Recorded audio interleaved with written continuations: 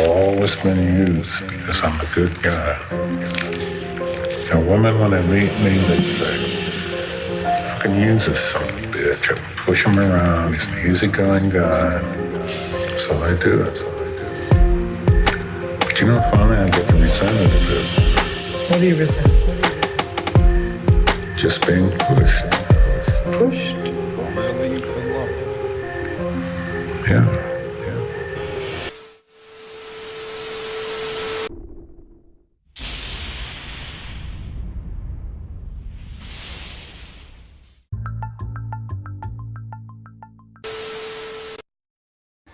We tie that in with another big player, Lord Bertrand Russell, who had experimental schools under royal charter, where he could do things that anyone else would be locked up for doing.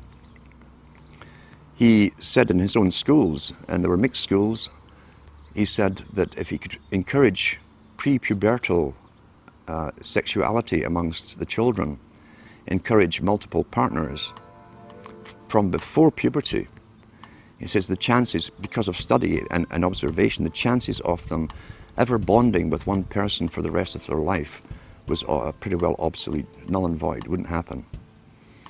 Therefore, that technique all came into play during the 60s. It was called free love. Drugs helped it along the way. And that was the beginning of what we saw as short-term relationships. Divorces became more and more common. Interestingly enough, divorces really took off not because society demanded it or it came from a need or demand from the people. Divorces took off because the Hollywood stars, and remember too, the drama industry, the entertainment industry have always said this, the people follow the stars. And they're the guiding stars in the so-called occult, you see. We tend to worship wealth and people and famous people. We want to be like them, we want to identify with them. The whole idea of divorces came out from Hollywood, the top stars leading the charge for this. Women started to talk about it, who was getting divorced, what actress from what guy and so on. And gradually it put the idea across to them that, well, if they're getting divorced, then maybe so should I. At the same time, the Bernays techniques were used through all kinds of magazines. At that time, 97% of all magazine publications were aimed at women. Because advertisers have said, and it's still taught in marketing schools today, women are far more easy to get to go along with something new than males are. So within all these magazines and write-ups about their famous actresses, their heroines and so on, the rich ones, the average women were reading these stories and identifying with them. They were being told that you can do anything, you can have it all. You could have a career, you can have a family, you had a home. They gave them utter lies, and they coined the term superwoman. So across the whole of Europe and the States and Canada, at the same time, always coordinated at the same time, the media entertainment industry were promoting stories of superwomen. And they'd find someone, real or imaginary, we'll never know, who supposedly was a CEO of a company, who had all these children at home, had a great husband, could manage everything and could cook great cuisine, blah, blah. And that, of course, is a fantasy. This put pressure again on most women to try and live up to the fantasy, as all advertising does. And most of the stuff we're getting is advertising, or at the very least is basic psychological manipulation. Bernays techniques again. Remembering too that he called it the creation of a consumerist society. Well-behaved people, as long as there's money going around, they would go into the material world and they would forgo having children. That's the same thing as Charles Galton Darwin talks about. If we can encourage the woman and the male to go after the material benefits of the world, there's a slimmer chance they'll actually have children who tend to be economically burdensome. People were addicted to television in a very short space of time. Most people still today think that all entertainment to do with movies, drama, is therefore nothing more than their entertainment. It never ever was that case. The greatest social messages are promoted through movies and drama, high drama, through the fixation of emotive sequences, emotional sequences, not logical, factual sequences, but pushing points across in an emotional way which register and fix in the mind. So emotional content is very, very important, rather than going through an actual discussion or an argument using logic and facts. There's no debate. And when you're being downloaded through fiction, your guard is down, the censor part of your brain is not in action as you would in a debate or a lecture. You're actually in an alpha state, being completely downloaded with new ideas. Very similar to a computer. And so therefore, a culture industry, which is called by its own the culture industry. The Soviet Union had a department called the culture industry. Their actors and directors were called the cultural leaders. All you have to do is keep giving them new updates every so often, and you can change an entire country or a nation or a block of nations. We're all getting the same upgrades at the same time along certain paths. Today we call it political correctness. Most people want to belong to their peer group. They want to be the same as everyone else when it comes to opinions. In fact, they judge their own personal sanity by bouncing ideas off their neighbors and friends who will answer back and agree on these same topics in kind. It doesn't matter if the topics or what you're given are facts or utter nonsense, as long as everyone agrees at the same time. You'll say, well, I'm sane, and your friends will all agree because they've had the same information given to them. We don't only get the same information given to us, we're led through sequences, even documentaries, to leave you with a predetermined fixed conclusion on any given topic. Most folk are once again unaware of this. They think, I've just been given all the facts on this topic, and this is the obvious conclusion, which is always given to you by the final experts on the particular program. There's no thinking involved. We tie this in with the Brzezinski. Brzezinski said in 2 Ages, now this guy was way up with the NSA. He's a master geopolitician. He admits he works in 20, 50-year periods to do with geopolitics in other countries. But he said himself, the public will shortly be unable to think or reason for themselves. He says he was meaning by the form of information that was given to them, the type, the formulas that were in use then in the 1970s. And eventually, he said, they will expect the media to do all their thinking and reasoning for them. Well, that's happened today. That's why people today can't think outside of their programming from television. I'll give an instance, in fact, of why TV was so important, to show you that it was so important to have it in the homes of ordinary people. Now, most countries in Europe, for instance, up into the 1950s and 60s, and I'll give an example, is Britain. The working class people did not have credit cards. You could not get a credit card. You couldn't get a bank loan without collateral to put something up against it. So therefore you were at pretty well a fixed income. There was no extra cash outside of rent, food and so on, clothes for the children, essentials. There was no extras for luxuries. There was no credit given to them. Yet the British government, just like the Chinese government did 2 years ago, made it a mandate that every household in Britain must get a television set. And what they did, they made one exception out of all the things that the people could really needed. They made one exception. They allowed credit companies to come into being. They could go round the houses every week and collect half a crown or 5 shillings or whatever it was and pay off a used television set.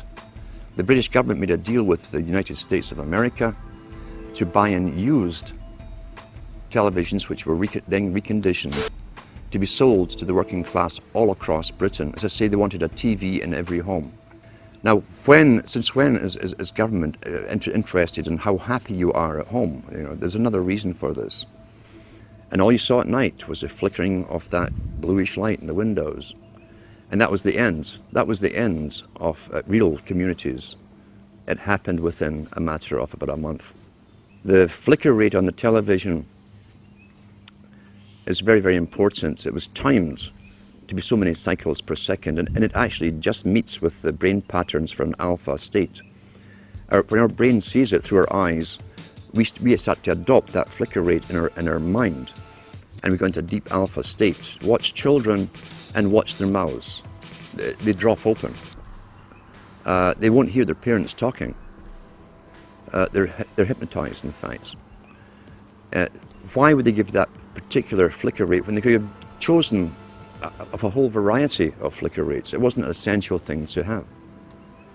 So it was done for a purpose. It was meant to be hypnotic. It was meant to be used as a tool of propaganda and indoctrination, even through the guise of entertainment and so on.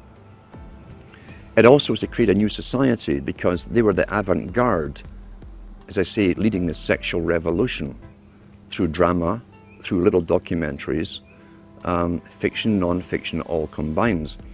Once again, back to Plato. The audience see what they see. You understand that it's even worked out towards different age groups. There's something on for everybody's age group. Each age group is actually being updated as well, even the elderly ones, into new ways of thinking or seeing things. But the target mainly was for youngsters. If we take one of the world's experts on propaganda, who is Jacques Ellul, who wrote extensively on how the mind works and how all entertainment, he said, that has to do with government programs such as police, detective stories, detective series, which contain little human dramas as the hook that you identify with to make you watch the whole story. The child gets kidnapped, detective goes on a hunt, he goes through hell and fire to get that child back. You identify with the hero if you're a male, you'll identify with the heroine if you're female. And that's the hook to get you to watch them. But what he said was, all dramas to do with police, or even the military in movies, are pure propaganda. Pure propaganda. The human story is just the bait to make you watch through it, to get you to identify with it. Because once again, there's always a message left somewhere in the movie. It might even be a message that's against your own morality. It could be where the cop, for instance, does sleep with this beautiful woman while his wife was at home, and it's all part of the story, and even tell you why he did this. He was feeling down that day, blah, blah, blah. And so you've just again altered your viewpoints on how you yourself might behave in that situation. And that sometimes that kind of thing can be justified. That's how you're downloaded through entertainment. It's there to alter and direct and always upgrade into another step of the direction that the entire culture for someone else's purpose. Let's talk about the effects of the alpha state first of all.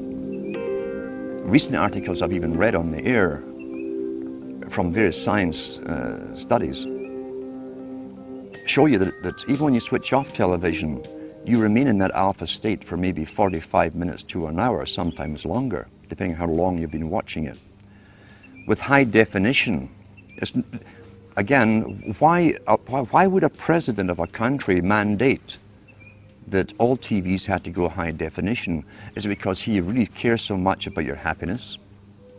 And he wants better quality for you? Or is there another reason for it? Well, I'm sure the effects of the old flicker rates and what it did will also be incorporated in high definition, but with even more added benefits for bringing you into a complete hypnotic state. How do you wake someone up who's addicted to television? You can't. Very, very simple. You can't get your daily brainwashing, where literally it's bypassing any consciousness in the person. You can't take that every day and still try to wake up and learn at the same time. I've known people who've gone through complete withdrawal from television and gone into depressions because their entire routine is broken. They also have time on their hands, which is a big aspect of control, remember too. If you can take time away from a person who can think for themselves, who might say, oh, I'll go and read a book, I'll go and study something, or if you can take that time away from them and have them mesmerized in front of a television set, then you'll keep them dumb, stupid, compliant, and going along with the system. I always advise to people If you know someone who's watching TV, it's quite simple to find out where they are mentally, psychologically, in the understanding of things. You can ask them a few simple questions. If they give you standard television answers, forget it. Simple as that, forget it. If you see some spark of their own opinion coming in, there's maybe a chance you can do something with them. But you cannot get off. You see, television it can be classified as a drug. Any addiction is still an addiction. Television is an addiction. People watch 4 or 5 hours per day. Top psychologists and even the United Nations have talked about the use of television for creating the new culture for children.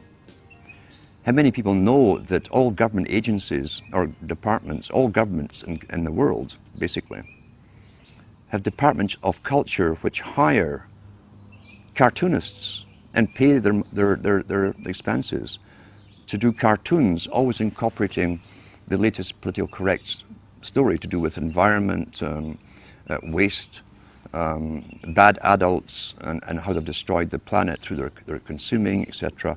How many people realize as you plonk your children down in front of it to babysit them, that they're actually being brainwashed scientifically. And these cartoons were designed by experts to get their message across to those children, implanted in their young minds, fixed in their young minds forever, for the rest of their lives, ongoing daily, and even right down to the novels that you read to children that are designed for children too, which will incorporate all of this, all paid by government grants to authors and writers. You literally have to take it into your own hands. It's one of the most dangerous tools that can be used. It's also dangerous in this extent that why do you think government licenses TV stations? If you were an independent producer, TV station who came out with this kind of information, you would not get a license.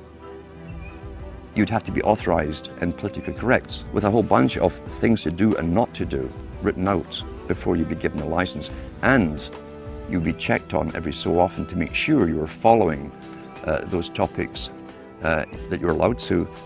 If you want to advise people on television, and you can do this with yourself, how to train yourself, how to watch television. If you never get involved, you understand a storyline, you watch a movie, but don't get involved in, as I say, there's always a thread or a hook for you to follow, a plot, whatever, the chase. The guy always ends up with a beautiful woman at the end after going through hell to rescue a child or whatever it happens to be, or save the world. If you can stop yourself from getting lost in the emotional part of it and study the movie as you're watching it, you'll learn the techniques that have been implanted in the movie itself. That's a great way to learn. If you can do it with yourself, you can also show other people how to do this, to actually study everything as it's been presented to you. And eventually what you'll find is that when you're watching even documentaries, you'll see how the documentaries themselves are shaped to give you the opinions, often very strong opinions, without giving you specific facts or giving you distorted facts, etc. Learn how to critically analyze and think as you're watching. And if you can show others this technique, a good example is sit down with someone who regularly watches a good movie, one that you've previously watched, and then point out all the politically correct little inserted words, slogans, phrases that have been put in there, and show them how it's been done.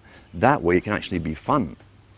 The first person to mention it that I know of, at least to the public, was again this master, Brzezinski, in his book Between Two Ages. In the early 70s, he said, shortly a system will be given to the public of mass communication, which will cause a revolution, the revolutionary thing to change society. But he also mentioned and hinted at the fact that there would be regulation behind it.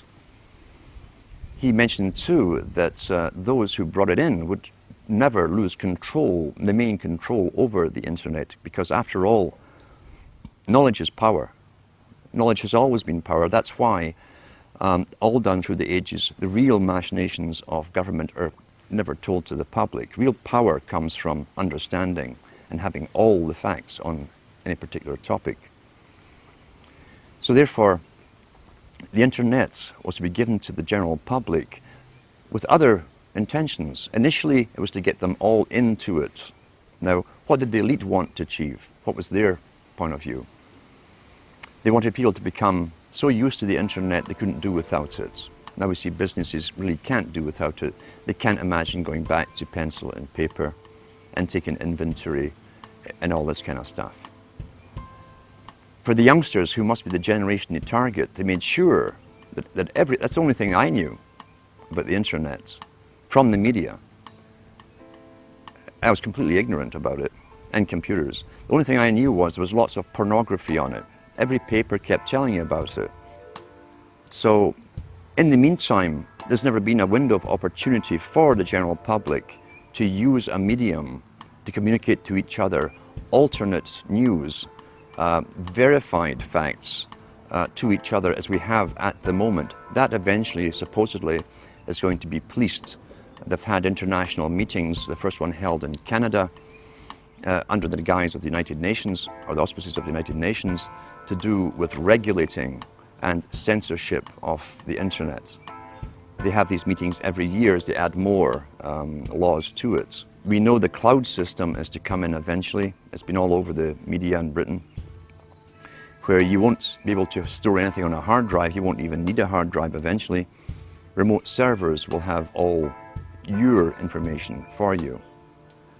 It will then be used as a form of punishment if you were politically incorrect in some form or another.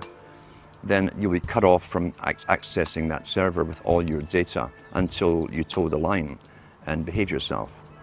Social control can be used through monetary penalizations, or through other penalizations like withdrawing you access from it. It definitely will be used for social control again, unless it's a backlash from the general public.